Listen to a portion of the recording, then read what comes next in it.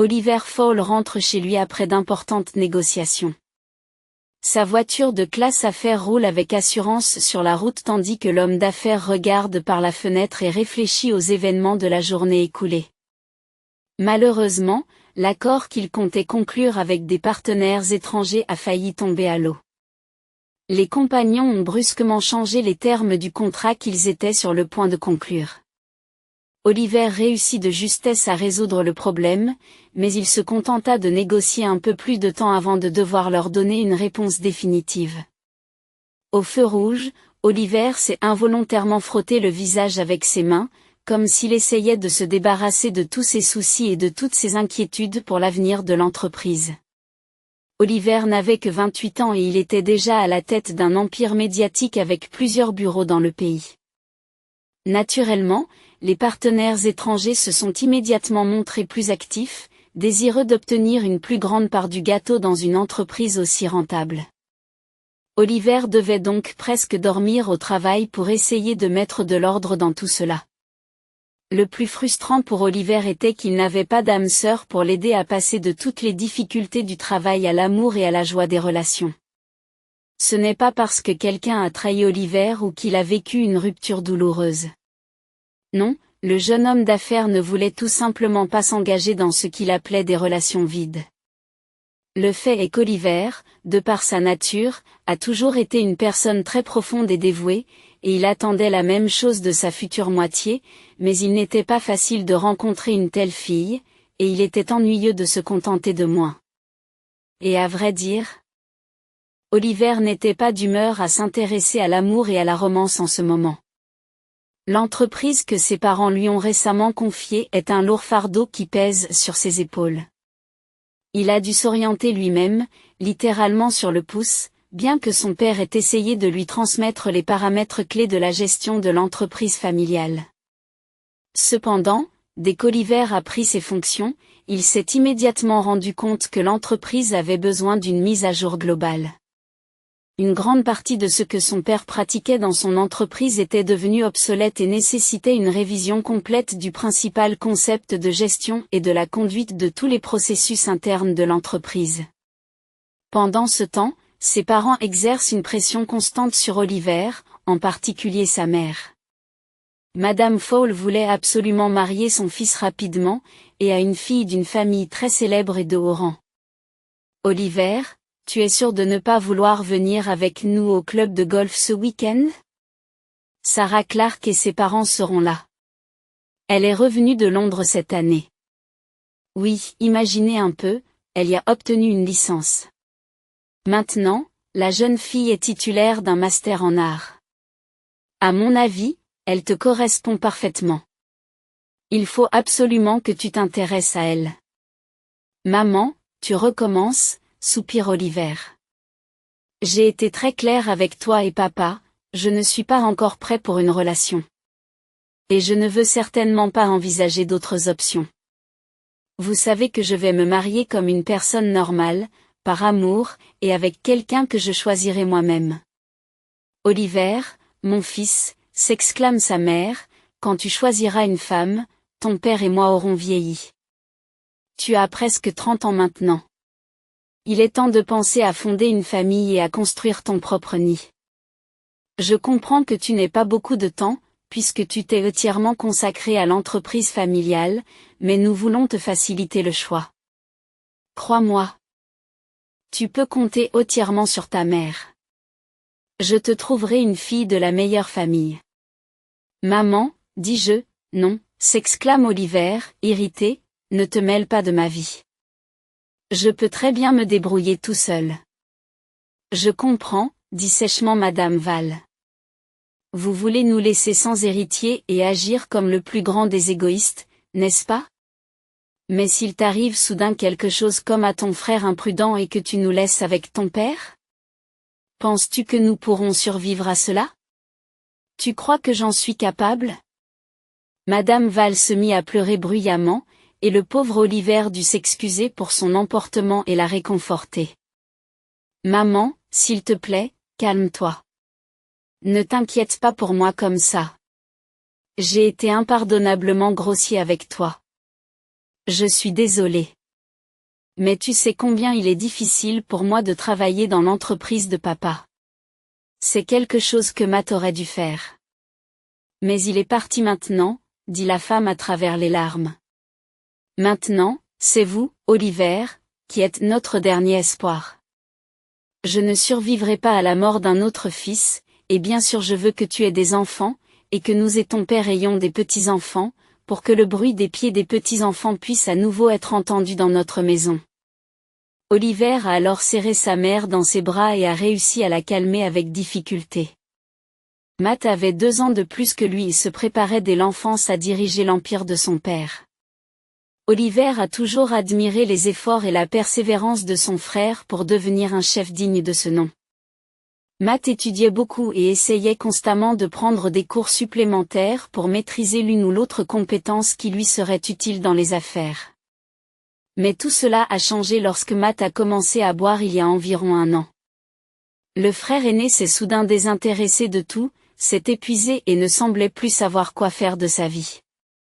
Lorsqu'on lui posait la question, Matt répondait de manière évasive, disant que le vecteur de ses intérêts dans la vie avait changé, mais il ne précisait pas dans quelle direction il avait changé. Au lieu de cela, son frère s'enfermait dans la bibliothèque de leur maison avec une bouteille de whisky et buvait un verre d'alcool après l'autre pendant des heures. Oliver se sent toujours coupable de la mort de son frère. Peut-être que s'ils avaient donné l'alerte plus tôt et réfléchi plus tôt à la manière de l'aider, Matt serait encore en vie. Au lieu de cela, Oliver a essayé de se tenir à l'écart de son frère, pensant qu'il traversait une sorte de crise personnelle et que Matt était une personne mûre et autonome qui pouvait s'en sortir seule. L'enquête a déterminé à l'époque que ce n'était pas intentionnel. Matt s'est simplement endormi au volant à cause de l'énorme quantité d'alcool qu'il avait bu avant le voyage. Mais qui sait comment cela s'est réellement passé? Oliver a cependant perçu cette tragédie comme un signe venu d'en haut. Il croyait sincèrement que son frère décédé essayait de lui demander de l'aide, ainsi qu'à ses parents, mais que personne ne l'avait entendu. Cette perte a été un grand combat pour Oliver, sa mère et son père. Oliver a même suivi plusieurs séances de psychothérapie pour faire face à la douleur qui l'habitait. Il ne pouvait pas accepter la mort terrible et insensée de son frère. Il a donc admis qu'il avait besoin d'aide et a consulté un spécialiste. Matt étant décédé il y a 7 mois, le sujet de sa mort était encore très douloureux pour Oliver.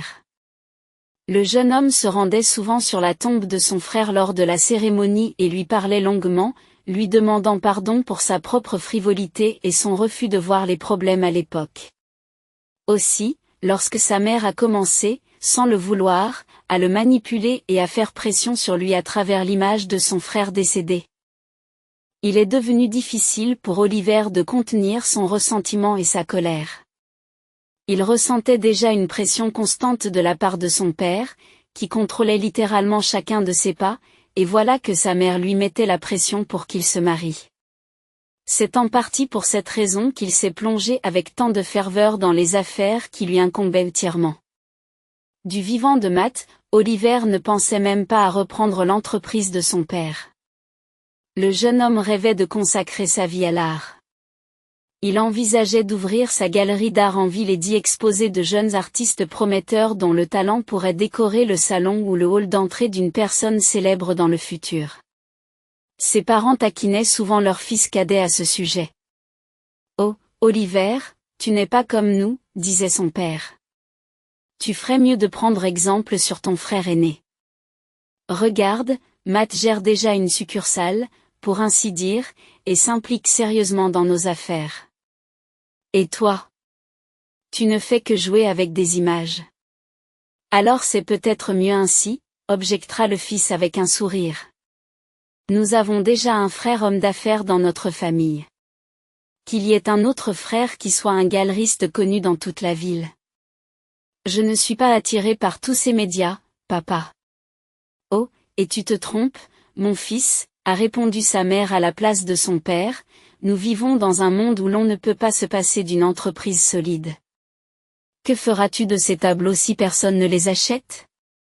Mais tu pourrais mettre tes compétences au service de l'entreprise de ton père. N'avons-nous pas dépensé tant d'argent pour ton éducation pour rien? Oliver serra les dents à cette conversation mais ne dit rien à sa mère. Il était incapable de leur expliquer son attirance pour la peinture plutôt que pour des documents sur des rapports financiers interminables. Mais d'une manière ou d'une autre, il devait toujours diriger l'entreprise à la place de Matt. Et maintenant il apprenait chaque jour les bases de la gestion, mettant ses talents créatifs au service de l'entreprise familiale. Matt ne peut pas être ramené, aussi douloureux et offensant que cela puisse être pour Oliver et ses parents. Quant au mariage, il a clairement fait comprendre à son père et à sa mère qu'il n'était pas pressé. Le moment venu, je rencontrerai mon véritable amour, la fille avec qui je veux passer ma vie, a déclaré Oliver à ses parents. Vous serez certainement les premiers à le savoir. Il était toujours assis au volant de sa voiture, regardant le soleil d'été se coucher à l'horizon. Une brise tiède s'engouffre dans la voiture par la fenêtre ouverte, ce qui sort le jeune homme de sa rêverie. L'homme d'affaires roulait sur un large pont, au-dessus d'une petite rivière, lorsqu'il a vu quelque chose d'étrange.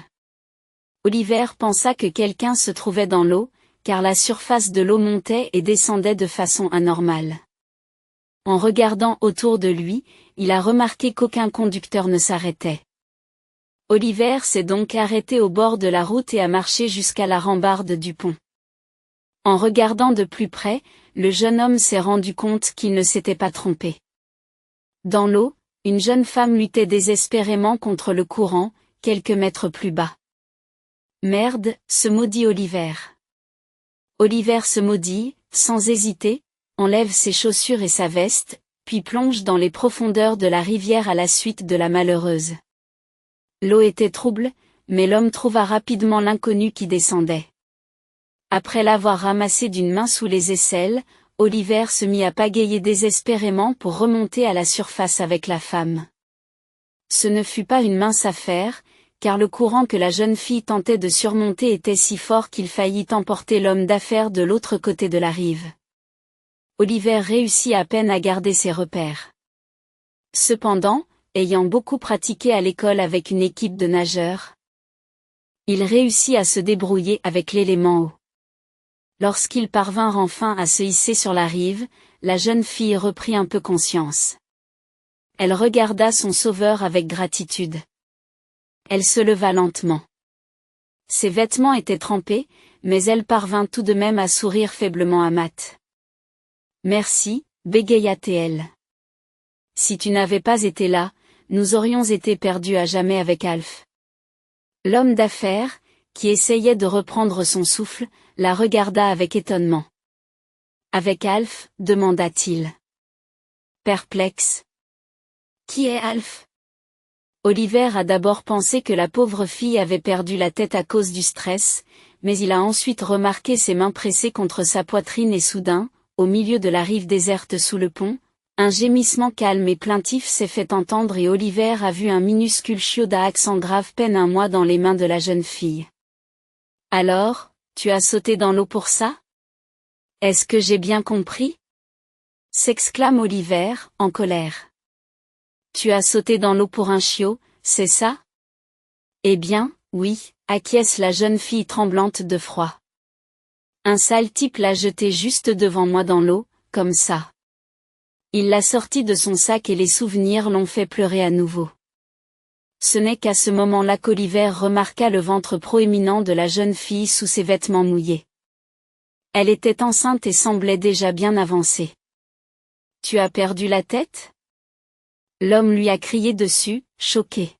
« Tu veux mourir ? Et si vous vous étiez noyés tous les trois ?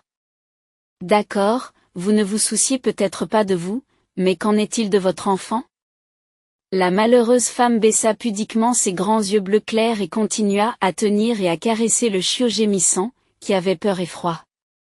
Elle-même était aussi pâle que la première neige. En voyant ses lèvres devenir bleues, Oliver comprit qu'elle était au bord de l'effondrement. Il était impossible d'obtenir quoi que ce soit d'elle dans cet état. Oliver décida donc de l'emmener d'abord dans sa maison d'été, afin qu'elle puisse se réchauffer et se rétablir complètement. « Quel est votre nom ? demanda-t-il. La jeune fille lève à nouveau ses grands yeux vers lui. Melinda, Melinda Smith, répondit-elle brièvement. D'accord, Melinda Smith, soupire Oliver. Montez dans ma voiture. Je t'emmène chez moi. Je vous donnerai du thé chaud. Vous pourrez vous y reposer et réfléchir à la suite des événements. Elle acquiesça brièvement et monta dans la voiture. Le chiot, bien sûr, resta avec elle, secouant la tête. Oliver ferma la porte derrière lui et alluma immédiatement le chauffage de la voiture pour que la jeune fille puisse sécher plus vite. Même si c'était l'été, après avoir été dans l'eau, surtout pendant la grossesse, un peu de chaleur supplémentaire ne ferait pas de mal. La maison de vacances où Matt allait emmener Melinda était autrefois celle de leur famille, mais depuis quelques années, seul Matt s'y rendait. Le jeune homme expliqua à son frère cadet qu'il se rendait à la campagne pour se ressourcer et faire une pause dans la civilisation. Matt pouvait vivre à la maison pendant des semaines, puis revenir plein d'énergie et prêt à se lancer dans l'entreprise familiale. Cependant, avant la mort de son frère, cela ne l'intéressait même pas. Après la mort de Matt, la maison d'été est passée aux mains d'Oliver, qui s'y rend parfois en souvenir de son frère. Ses parents ne pouvaient se résoudre à y aller, trop de souvenirs étant associés à ce lieu et à l'enfance de Matt. De plus, Oliver comprenait parfaitement qu'il ne pouvait pas amener Melinda chez ses parents, il ne comprendrait pas. Une fille mal habillée, trempée, tenant un chiot des rues, et enceinte du dernier mois, il est facile d'imaginer l'image terrible qui se serait formée en eux. Pendant toute la durée du trajet, Oliver et Melinda ont à peine échangé quelques mots. Melinda est restée le plus souvent silencieuse et s'est comportée avec modestie. Oliver, lui, surveillait attentivement la route car la nuit commençait à tomber rapidement. Il jetait de temps en temps un coup d'œil à la jeune fille du coin de l'œil. Elle était belle et fragile, avec d'épais cheveux châtain clair. Melinda aurait pu être une vraie dame si elle n'avait pas été mal habillée, manifestement achetée dans un magasin d'occasion. Sa pâleur excessive et sa maigreur indiquaient qu'elle était soit une mendiante, soit une pauvre fille. L'homme avait appris au cours de leur brève conversation que Melinda avait été élevée dans un orphelinat et qu'elle avait été pratiquement livrée à elle-même tout au long de sa vie. Elle n'avait aucun parent et lorsqu'on lui demanda si elle avait un mari ou un fiancé, elle ne répondit pas. « Je suis désolée, c'est un sujet sensible pour moi », a-t-elle expliqué à Oliver. Ce dernier n'insiste pas et laisse la jeune fille tranquille. Lorsqu'ils arrivèrent à la maison de vacances, quelque chose d'étrange se produisit. En voyant l'endroit, Melinda regarda Oliver avec surprise, mais ne dit rien à haute voix. Oliver se dit qu'elle n'avait sans doute jamais vu une aussi grande maison de campagne et se contenta de hocher la tête en essayant de retrouver la clé de la porte d'entrée dans sa poche. C'est ridicule, se dit-il en se tapotant toutes les poches. Où aurais-je pu la mettre ? Vous avez perdu quelque chose ? Demanda poliment la jeune fille. Oui, la clé. J'ai dû la perdre en vous poursuivant dans la rivière. Oliver se souvint que la clé se trouvait dans la poche de poitrine de sa chemise et qu'elle n'y était plus. Finalement, il secoua la tête avec découragement. Il n'y a rien à faire. Je suppose que je vais devoir entrer par la fenêtre. Melinda observa attentivement son sauveteur, mais alors qu'il s'apprêtait à briser une petite fenêtre du premier étage, menant au garde-manger, la jeune fille l'arrêta. Oliver, ce n'est pas la peine. Laisse-moi l'ouvrir avec ma clé. Melinda a alors déplacé le chiot sur son épaule opposée. Le chiot ne laissa échapper qu'un petit vin dans son sommeil lorsqu'elle sortit une fine cordelette de sous sa chemise. C'était la même clé que celle d'Oliver. Il ne s'agissait manifestement pas d'un double ou d'un faux fabriqué à la hâte. Oliver était prêt à jurer que cette clé était absolument authentique. D'un geste assuré, Melinda la tourna 3 fois dans la serrure, puis il y eut un doux déclic caractéristique et la porte s'ouvrit. « Qu'est-ce qui se passe ici ?» Oliver recula devant elle, choqué. « Comment avez-vous eu cette clé ?» Melinda le regarde calmement et lui dit, Oliver, ne t'inquiète pas. Prenons le thé ensemble et je vous raconterai tout. Cela me ferait vraiment plaisir. Il lui répond sérieusement. Une demi-heure plus tard, alors que le jeune couple avait fait infuser une tisane chaude et parfumée dans des tasses, Melinda avoua, « Oliver, le fait est que j'étais la fiancée de Matt avant qu'il ne meure. » Quoi? L'homme ne peut s'empêcher de réagir avec émotion. Comment est-ce possible? Pourquoi n'avons-nous rien entendu à ce sujet? La jeune fille s'est contentée de sourire amèrement. Matt avait peur de la réaction de votre famille. Il a dit que vous teniez beaucoup à votre réputation dans la société. Qui a besoin d'une belle fille qui vit pratiquement dans la propriété? Il fallut quelques secondes à Oliver pour assimiler ce qu'il venait d'entendre. Attendez, comment vous êtes-vous rencontrés? Demanda-t-il. Matt est tombé accidentellement sur moi et m'a sauvé. Explique la jeune fille en soupirant. Je me tenais près du supermarché et je demandais des bras parce que personne ne voulait m'embaucher. Des hommes riches ont commencé à me harceler. Ils voulaient m'emmener quelque part dans leur voiture. Bien sûr, quand on a de l'argent. Enfreindre la loi n'est pas un problème. Les mains de Melinda tremblaient au souvenir de ce jour-là et de leur Matt surgit de nulle part qui a fait fuir ces salauds. C'est comme ça qu'on s'est rencontrés. Nous nous retrouvions à mon appartement et nous nous aimions beaucoup. Et depuis combien de temps êtes-vous ensemble? Demande Oliver, stupéfait. Presque 1 an, répond-elle en le regardant droit dans les yeux. Olivier a compris dans son regard que Melinda disait la vérité. Elle était vraiment la fiancée de son frère. Matt voulait m'épouser, mais il n'osait pas le dire à son père. Il pensait qu'il serait déshérité par colère, dit Melinda nerveusement. À ce moment-là, Oliver a remarqué qu'elle commençait à s'inquiéter et à se tordre les doigts. « Calmez-vous, s'il vous plaît », lui demanda Oliver en couvrant sa main de la sienne. « Dis-moi, savais-tu que mon frère avait une dépendance à l'alcool ?» Melinda lança un long regard interrogateur à l'homme, après quoi des larmes apparurent dans ses yeux. « Oui, mais j'ai essayé. J'ai vraiment essayé de l'arrêter, » dit la jeune fille. Il a commencé à boire quand je suis tombée enceinte. Il ne savait pas comment me ramener à la maison et te présenter. C'est à cause de ça. C'est-à-dire à cause de moi. Il est mort. Melinda n'a pas pu se retenir, en pleurs, s'est couvert le visage de ses mains. Tu ne peux pas t'en vouloir pour sa mort, tente Oliver pour la calmer. Personne n'est à blâmer pour ce qui est arrivé à mon frère. C'est juste que je n'ai pas compris pendant longtemps ce qui lui était arrivé. Pourquoi s'est-il soudain mis à boire? Le jeune homme regarde attentivement l'invité. Mais maintenant, je comprends. Matt avait tout simplement honte de nous. Il a eu honte de nous devant vous. Mes parents et moi sommes sans doute un peu snobs, et mon frère ne voulait pas que vous y soyez confrontés à nouveau. Il ne voulait pas vous blesser, vous et votre enfant. Oliver s'est adossé à sa chaise. Enfin. Tout devenait clair pour lui.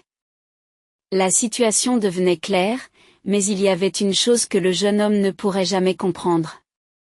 Pourquoi n'êtes-vous pas venu nous voir quand Matt était parti? Tu avais sûrement besoin d'aide, et avec l'argent, si j'ai bien compris, c'est devenu très difficile après la mort de mon frère. En sanglotant, Melinda a répondu. Eh bien, qu'est-ce que tu en penses? Regardez-moi. Je vous le dis, je suis pauvre et enceinte. Comment pouvez-vous imaginer cela? Pourrais-je venir chez toi et te dire que Matt est presque mon mari et que nous voulons nous marier? Tes parents auraient dû me jeter dehors comme un chien errant. Melinda pointa légèrement la clé de la maison de vacances. Matt m'a amené ici. Il voulait être avec moi dans la nature. C'est alors qu'il m'a donné cette clé. Il m'a dit que je pouvais venir ici à tout moment. Mais, bien sûr, je ne suis jamais venue ici en son absence, et pour une raison quelconque, j'ai gardé la clé, peut-être en souvenir de Matt. Je l'ai accrochée à un cordon et je la porte maintenant à la place d'une amulette. La jeune fille caressa soigneusement la clé et sourit faiblement.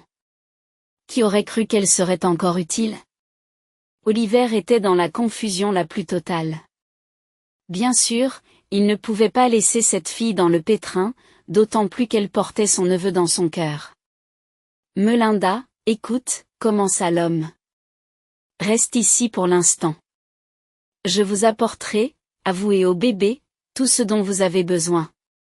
De la nourriture et des vitamines. Mais ne partez pas, s'il vous plaît.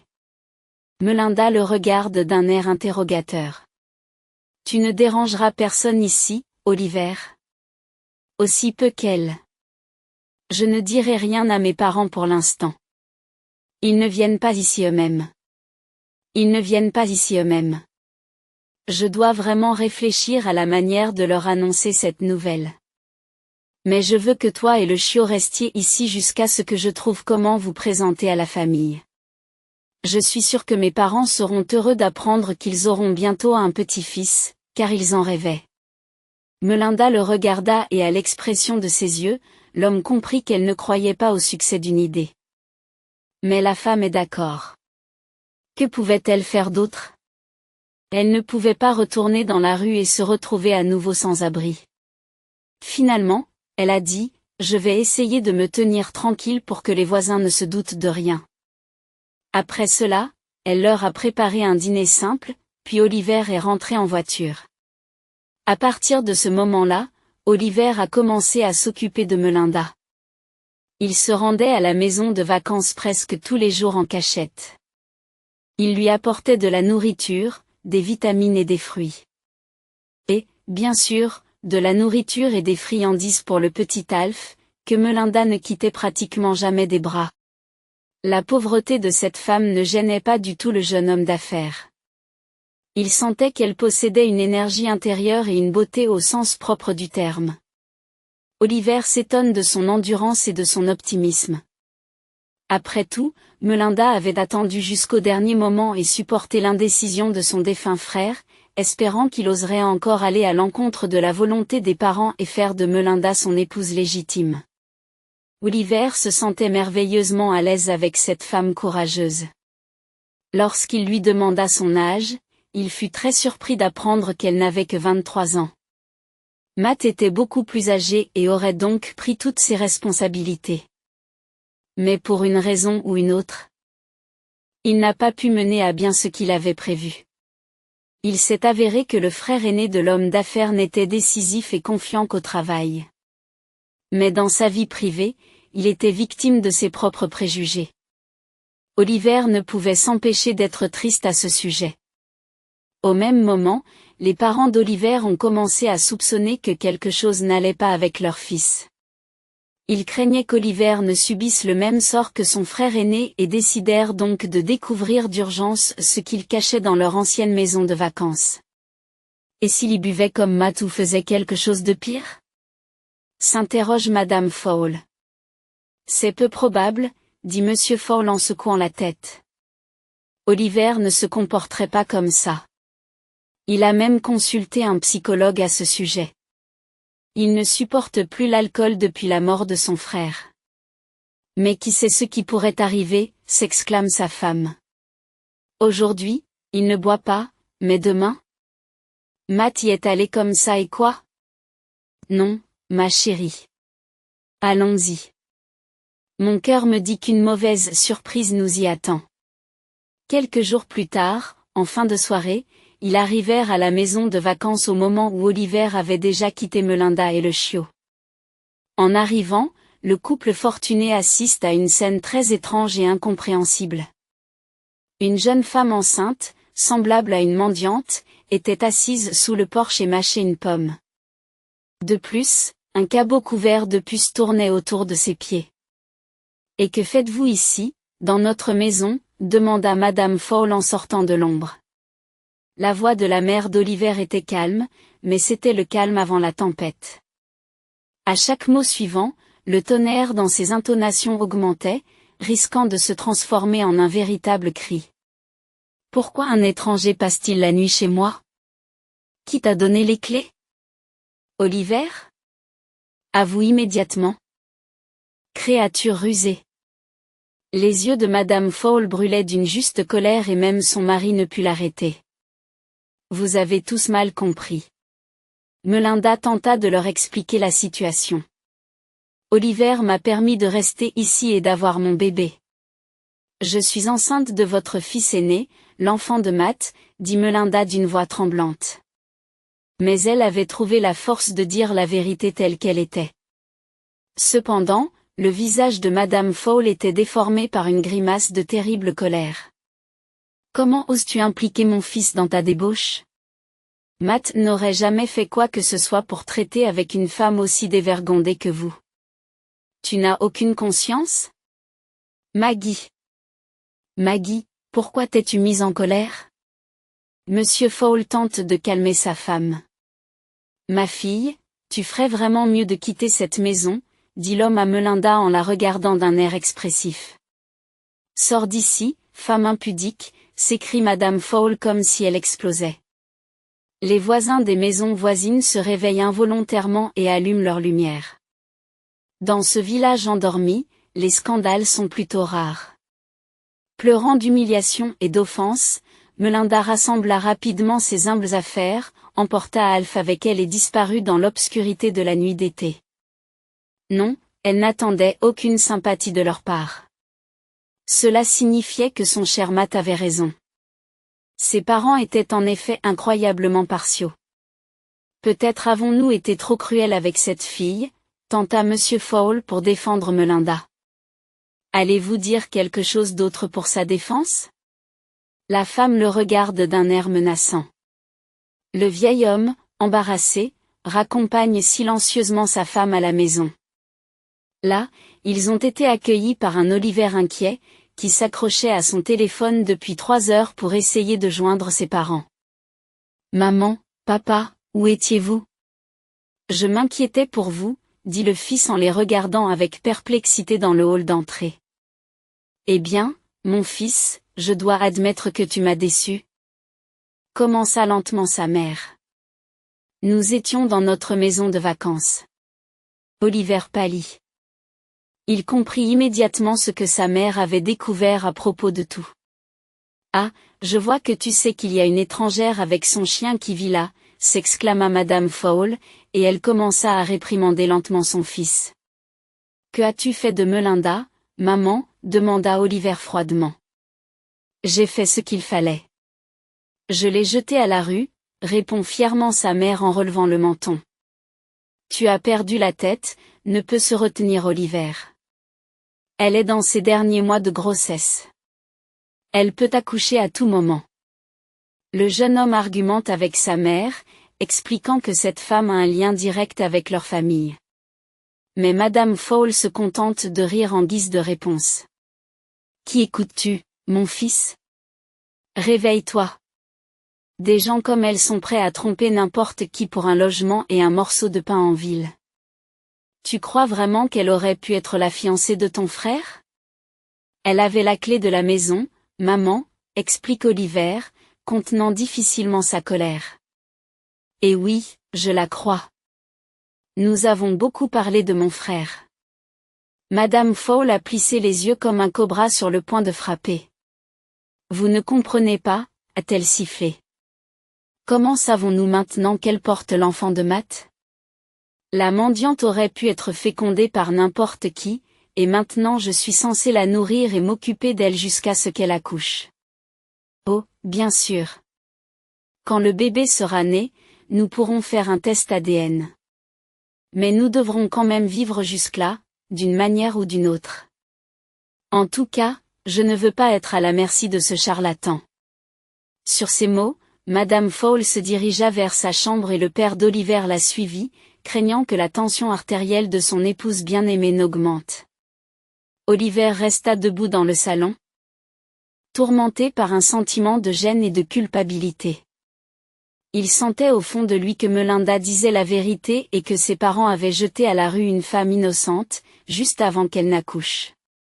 Il a essayé de retrouver le fiancé de son défunt frère, mais en vain. Melinda s'est volatilisée et ne répond à aucun des appels d'Oliver. Pour tenter de la joindre, il lui a acheté le plus simple des téléphones afin de pouvoir toujours la contacter en cas de besoin. Mais cela faisait déjà plus de 2 semaines que Melinda n'avait pas répondu à un seul appel. Oliver commence à s'inquiéter lorsqu'il se souvient qu'elle doit bientôt accoucher. Après avoir appelé plusieurs maternités, le jeune homme trouve enfin celle où se trouve Melinda et s'y rend en toute hâte. Dans la salle d'accueil, Oliver se présente au médecin comme son fiancé pour accéder à sa chambre. « Je vous préviens, elle est fragile maintenant », lui dit le médecin. « Votre fiancée a accouché d'un gros bébé, mais elle est elle-même assez petite. Son bassin est très étroit, nous avons donc dû pratiquer une césarienne. Elle a perdu beaucoup de sang, mais heureusement, elle et le bébé sont maintenant hors de danger. » À ces mots, Oliver a senti un poids s'envoler de sa poitrine. Remerciant le médecin, il se rendit auprès de Melinda. Elle était allongée sur le lit, très pâle, plus pâle que lors de leur première rencontre avec Oliver. Cependant, lorsqu'elle vit son visiteur, elle sourit. « Je ne pensais pas que nous nous reverrions, Oliver. » Sa voix était faible et silencieuse, mais le jeune homme pouvait encore tout entendre clairement. Il se précipite vers elle. « Melinda, pardonne à mon père et à ma mère. Je suis vraiment désolé qu'ils aient été impolis avec toi, » dit Oliver en lui prenant doucement la main. Melinda secoua lentement la tête. « Cela n'en vaut pas la peine. Je comprends tout. À leurs yeux, je suis une escroc prédateur, rêvant de devenir riche par tous les moyens. C'est difficile pour eux de croire en nos sentiments pour Matt. Ils n'auraient pas dû te mettre à la porte. Je n'arrive toujours pas à comprendre comment ils ont pu vous faire ça, dit Oliver, sentant la main de la femme presser faiblement sa paume en réponse. Merci, Oliver, pour votre soutien et pour tout le reste, dit-elle en le gratifiant d'un long regard. Conscient qu'il n'y avait presque personne pour s'occuper du bébé jusqu'à ce que sa mère se remette de la difficile opération, Oliver essaya de rendre visite à Melinda aussi souvent que possible. Il espérait qu'elle se remettrait plus vite si elle se sentait soignée et aimée. Il a apporté à la maternité tout ce qui était nécessaire à la jeune mère et à son bébé, de la nourriture, des couches et des médicaments. Oliver ne se souciait pas de l'argent. Il voulait juste que Tommy, c'est ainsi qu'ils ont appelé le bébé, et sa mère sortent de l'hôpital le plus rapidement possible. Un jour, Oliver est convoqué par le médecin. À son expression concentrée, l'homme a compris qu'il s'était passé quelque chose de désagréable. Tommy souffrait d'une malformation cardiaque. La situation est difficile, dit le chirurgien. N'y a-t-il vraiment rien à faire ? Et quand devons-nous faire cette opération ? Demande Oliver en rassemblant toutes ses forces. Au plus tard dans 6 mois. Nous ne pouvons pas retarder l'opération, a répondu le médecin. Cependant, la date d'une opération peut s'étendre sur plusieurs mois. Nous l'opérerons dès que ce sera son tour. Mais ne vous inquiétez pas, tout cela se soigne. Mais les nouveau-nés n'ont-ils pas droit à un quota ? Ne sont-ils pas en surnombre ? Demande Oliver, dubitatif. Ils le sont, acquiesce le chirurgien sérieux. Mais vous rendez-vous compte du nombre d'enfants comme celui-ci que nous avons dans tout le pays ? Je vois. Si vous avez besoin d'aide, n'hésitez pas à me le faire savoir. Dit l'homme en essayant de ne pas penser au pire. Lorsque la mère d'Oliver a appris que le fils de Melinda souffrait d'une grave malformation cardiaque, elle s'est soudain adoucie. Elle a regardé son mari d'un air interrogateur, qui a acquiescé. « Tu vois, mon fils, c'est comme ça », a commencé Madame Fowle d'une voix tremblante. « Nous aurions probablement dû tout te dire il y a longtemps. Mais nous n'en avons pas eu le courage. » « Qu'est-ce qu'il y a ?» Oliver la regarde, puis regarde son père avec inquiétude. « Le fait est que, dit lentement sa mère, tu ne sais pas tout de ce qui s'est passé. Tu ne sais pas tout sur ton frère. » Oliver sentit son cœur battre 2 fois plus vite. C'est alors qu'intervient Madame Fowle, désolé pour sa femme. Maman veut dire à Oliver que Matt, bien qu'il soit notre fils, n'est pas lié à nous par le sang. Nous n'avons pas pu concevoir d'enfant pendant longtemps, explique Madame Fowle en s'essuyant les yeux avec un mouchoir. Nous avons donc décidé d'adopter un enfant dans un orphelinat. Nous avons choisi celui qui nous ressemblait le plus et nous l'avons élevé. Nous avons aimé Matt comme si c'était le nôtre, je le jure. Elle a appuyé ses mains sur sa poitrine. Et 2 ans plus tard, tu es né. Mais nous n'avons jamais senti de différence entre vous, s'empresse d'ajouter son père. Vous avez tous les deux été aimés de la même façon par votre mère et moi. Maintenant, vous connaissez toute la vérité. Oliver eut l'impression que l'air de la pièce s'était soudain évanoui. Il n'avait rien à dire à ce sujet, si ce n'est qu'il s'étonnait qu'ils aient pu lui cacher pendant tant d'années le fait que Matt était leur fils adoptif. Matt nous l'a demandé lui-même, expliqua Monsieur Fowle à Oliver. Il ne voulait pas que vous le perceviez comme une sorte de personne de rechange dans la famille. Vous étiez adolescent quand il a découvert la vérité et il en a été bouleversé. Personne de rechange ? Oliver n'en croyait pas ses oreilles. Mais je l'adorais. Je l'ai toujours admiré et je me moquais de savoir s'il était de ma famille ou non. Oliver sentit son cœur battre de colère. Maman, papa, je comprends tout. Mais j'ai toujours aimé mon frère et ça ne changera jamais, dit-il enfin. Tu aurais dû tout me dire en même temps. Tout est préjugé. Regarde où ils nous ont tous menés. Oliver n'en voulait pas à ses parents, comprenant qu'ils ne s'inquiétaient pas du fils de Melinda justement parce qu'ils savaient que ce petit-fils n'était pas le leur. Mais tout change dès que Madame Fowle apprend que le bébé est malade. Lorsque la jeune mère est sortie de l'hôpital, Oliver l'a immédiatement emmenée au manoir des parents. Là, Melinda a pu s'occuper tranquillement de l'enfant, tandis qu'Oliver et Madame Fowle, attendris par son petit-fils, se sont mis à l'aider activement. Le plus drôle, c'est qu'Alf a également emménagé dans le manoir. Melinda, en effet, était partie avec l'une de ses bonnes connaissances, vivant dans une petite maison à la périphérie de la ville, juste avant d'accoucher. Maintenant, Alf avait sa propre belle maison, où il aimait se cacher et dormir après ses jeux sauvages avec Melinda et Oliver. Tommy n'a été opéré que quelques mois plus tard, lorsqu'il a été assez fort pour subir de telles manipulations du cœur. Melinda est bouleversée par le sort de son fils, mais l'opération est heureusement réussie et Tommy est désormais un bébé en bonne santé, comme tous les autres enfants. Pendant tout ce temps, les premiers sentiments fragiles se sont lentement noués entre Melinda et Oliver. Melinda elle-même ne comprenait pas pourquoi cet homme grand et blond provoquait chez elle une telle excitation.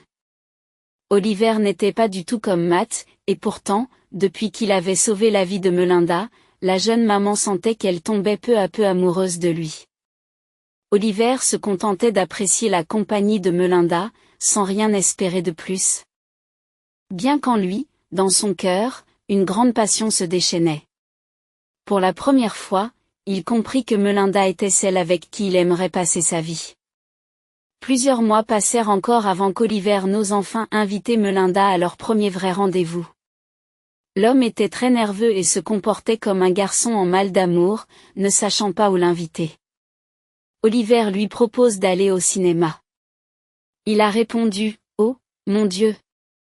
Je n'y suis probablement pas allé depuis 100 ans, a répondu Melinda avec joie, en acceptant le bouquet de belles roses blanches qu'Oliver avait acheté pour elle. Si tu aimes ça, je te jure qu'on y ira toutes les semaines, lui a-t-il chaleureusement assuré.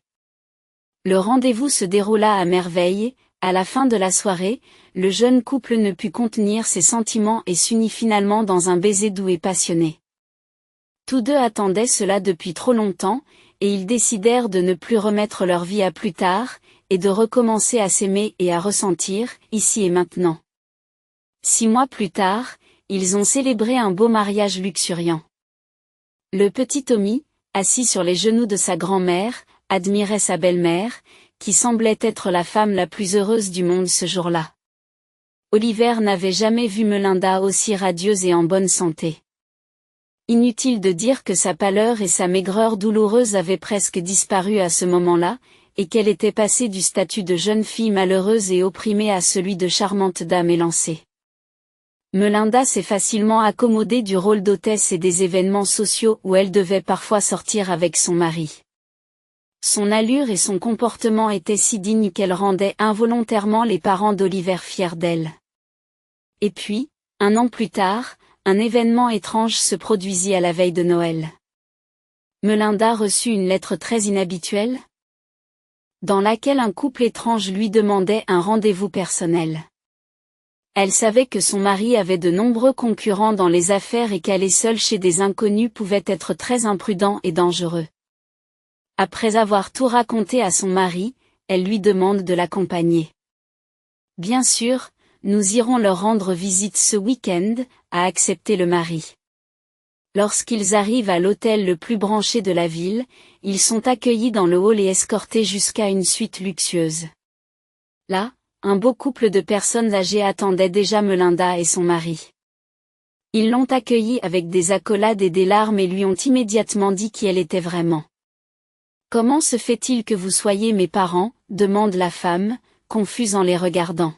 « J'ai grandi dans un orphelinat et je ne me souviens de rien. » Madame Boyd, la dame âgée, essuie les larmes au coin de ses yeux. « C'est justement ça, ma chère. Tu as vécu avec nous jusqu'à l'âge de 3 ans, dit-elle en secouant la tête. Nous étions la famille la plus heureuse. Nous avions une entreprise si merveilleuse. Et puis de mauvaises personnes sont arrivées, a ajouté le père. Nous possédions une grande usine de bijoux qui fabriquait également des bijoux en ambre. Vous comprenez, l'ambre était vraiment une pierre mortelle à l'époque. Toute entreprise qui s'en servait devenait automatiquement sanglante. Malheureusement, nous étions si naïfs. Nous pensions que cela ne nous concernerait pas. Nous pensions que la loi serait de notre côté, que nous serions protégés. Mais finalement, nous avons dû nous enfuir. Mais c'était très dangereux. Si nous avions emmené Melinda avec nous, cela l'aurait été encore plus. Nous avons donc décidé de la laisser ici, en la confiant à une nounou. Nous ne pensions pas devoir nous cacher aussi longtemps. Nous lui avons donné une grosse somme pour que vous n'ayez besoin de rien. La nounou a également dû se cacher pendant longtemps. Les criminels ont essayé par tous les moyens de la retrouver et de t'enlever. Puis elle est morte subitement et vos traces ont été perdues. Non seulement les bandits n'ont pas pu te retrouver, mais nous non plus. Madame Boyd a touché le visage de sa fille avec tendresse. Mais maintenant, si tu nous le permets, nous allons au moins surveiller ta vie de loin. Nous n'avons appris que tu étais vivante que grâce à ton mariage, a ajouté le père de Melinda. Quand nous avons vu tes photos, nous avons tout de suite su que la fille heureuse sur la photo était notre fille. Tu es une copie de ta mère quand elle était jeune. Melinda regarde ses parents avec amour et compréhension. Vous n'avez pas besoin de me regarder de loin. Je veux que nous soyons toujours ensemble maintenant, a déclaré Melinda. J'ai raté tellement d'années heureuses sans toi, et maintenant je veux tout rattraper.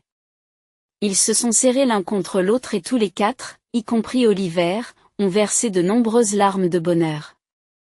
Il s'avéra plus tard que Melinda était la seule héritière d'une maison de joaillerie. Les garçons avaient réussi à conserver une partie de leur patrimoine et de leur entreprise, et ils voulaient maintenant y associer leur fille unique et leurs héritiers.